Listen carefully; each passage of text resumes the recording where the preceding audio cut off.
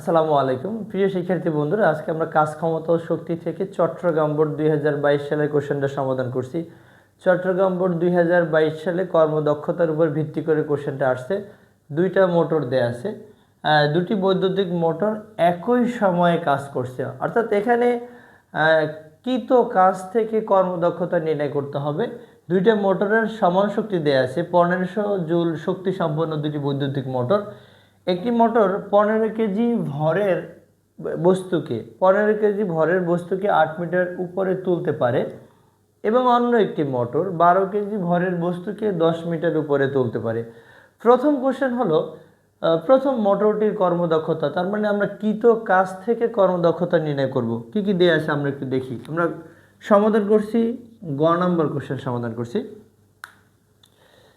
তো গ নম্বর কোশ্চেনের ক্ষেত্রে আমাদের লাগবে মোটরটি কতটুকু পরিমাণে ভর উপরে তুলতে পারে সেটা। এম এর মান দেয়া আছে, 15 কেজি।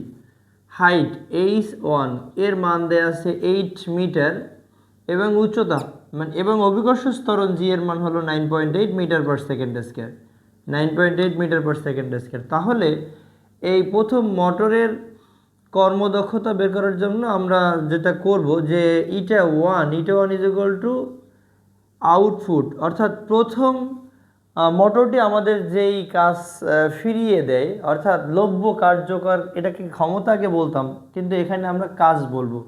ডাব্লু আউটপুট বাই হচ্ছে ডাব্লু ইনপুট ইনটু হলো 100%। তো এখন এই আউটপুট মানে কি, ডাব্লু ওয়ার্ক মানে কাজ, ডাব্লু ইকুয়াল mgh হবে, m1gh1। আর ইনপুট তো দেয়াই আছে, ইনপুট দেয়া আছে, কত দেয়া আছে 1500, এটা আমরা লিখে দিলাম। আর এখানে একাত্রে সবগুলো মান বসাই। এম এর মান হলো 15, জি এর মান হলো 9.8, হাইট এর মান হলো 8।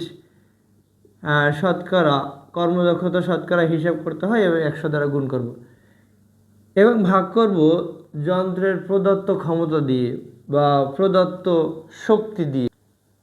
আচ্ছা, প্রথম মোটরের কর্মদক্ষতা যেটা দিয়ে 15 ইন্টু 9.8 ইন্টু হাইট হলো 8 ইন্টু 100 ভাগ করতে হবে 15 ইন্টু 9.8 ইন্টু 8 ইন্টু হলো 100, যেটাকে আমরা ভাগ করব 1500 দ্বারা। তাহলে এটা হচ্ছে 78.4।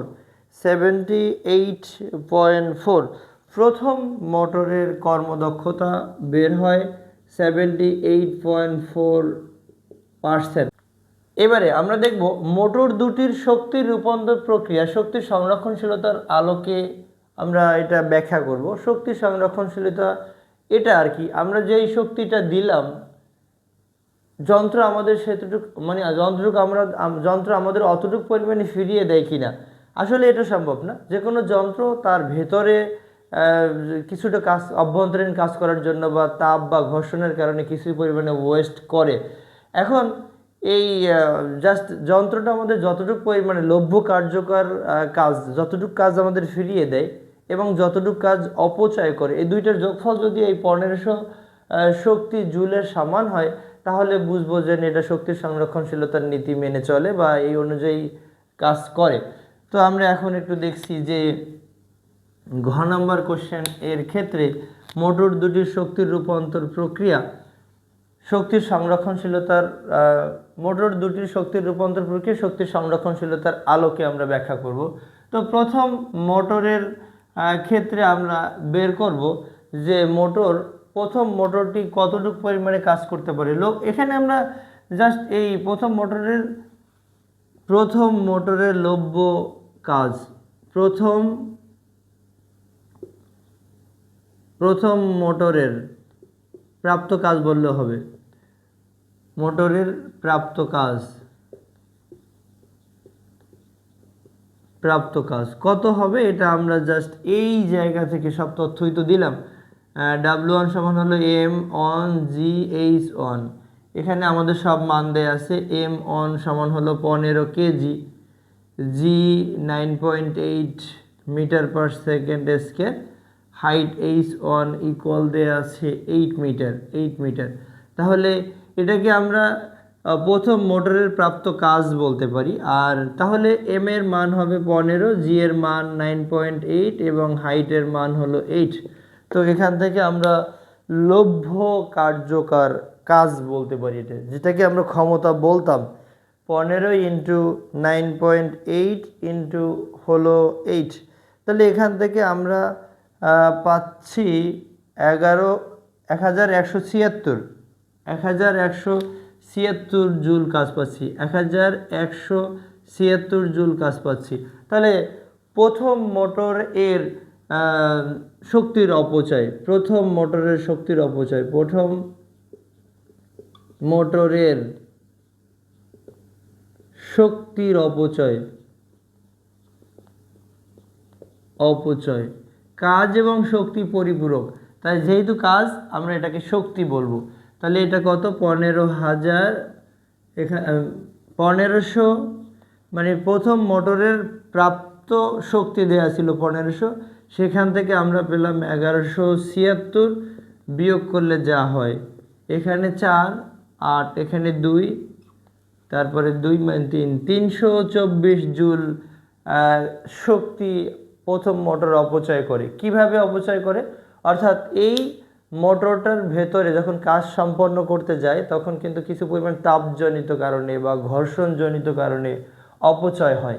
এখন আমরা এই জাস্ট মোটরের যে আউটপুট যে কাজটা আমাদের ফিরিয়ে দিল আর অপচয় করলো, এই দুইটার যোগফল যদি 1500 হয় তাহলে সেটা শক্তির সংরক্ষণশীলতার নীতি মানে, তার মানে এটা দুইটার যোগফল 1500 হয়, তার মানে শক্তির সংরক্ষণশীলতার নীতি মানে। এবার দ্বিতীয় মোটরের জাস্ট কাজ বের করব। দ্বিতীয় মোটরের প্রাপ্ত কাজ এটাকে আমরা W2 বলতে পারি। W2 হলো M2GH2। M2 কত হবে? M2 দেয়া আছে 12 কেজি ভর, 12 কেজি আছে, 12 কেজি এবং হাইট দেয়া আছে, হাইট এর মান দেয়া আছে 10 মিটার উচ্চতা। জি এর তো কমন মান, জি এর মান হলো 9.8 মিটার পার সেকেন্ড স্কয়ার। তাহলে এখান থেকে আমরা দ্বিতীয় মোটরের যে থেকে প্রাপ্ত কাজ বা প্রাপ্ত শক্তি, দ্বিতীয় মোটর থেকে প্রাপ্ত শক্তি আমরা বের করতে পারি। জি হলো 9.8 এবং হাইট হলো 10।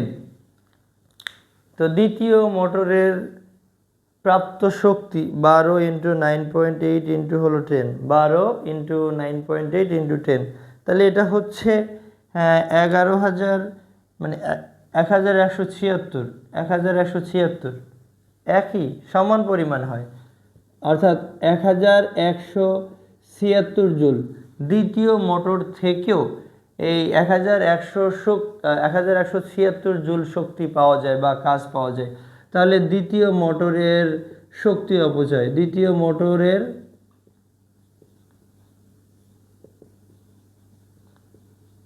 শক্তির অপচয়, এটাকে আমরা একটা কাজ করি, এটাকে আমরা E1 বলি, এটাকে আমরা E2 বলি। শক্তির অপচয় 1500 থেকে আমরা 1176 বিয়োগ করে দেব, তাহলে এখানেও ঠিক 324 জুল। তাহলে দেখা যাচ্ছে যে E1 ইকুয়াল কিন্তু E1 ইকুয়াল হলো E2, বা মোটর দুইটির শক্তির রূপান্তর প্রক্রিয়ার আলোকে ব্যাখ্যা করে।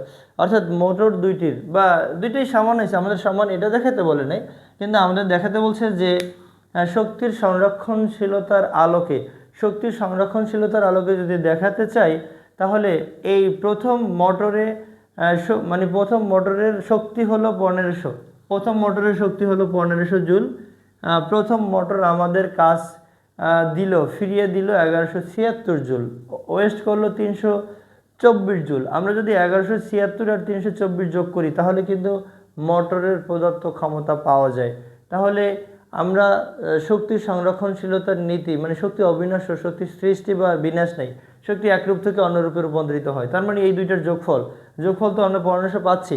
তাহলে বলা যায় যে উভয় মোটর শক্তির সংরক্ষণশীলতার নীতি মেনে চলে।